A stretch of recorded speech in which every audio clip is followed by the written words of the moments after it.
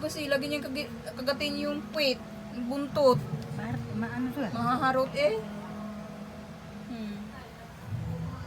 Bibi! Gata. Bibi, ang bilad-bilad na natin ng init kanina eh. Hindi na siya. Wala na. Nakakain na kasi siya. Yabang Yabang siya. Sus! Pagkarutan na. Harot-harotan na. Oh, di ba?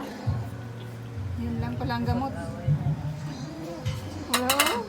Pero kanina sis.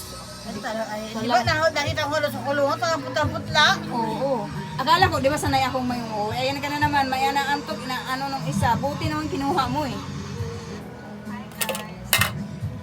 Napadali ba? Nakasuka siya agad. Oo, diba? Yabang.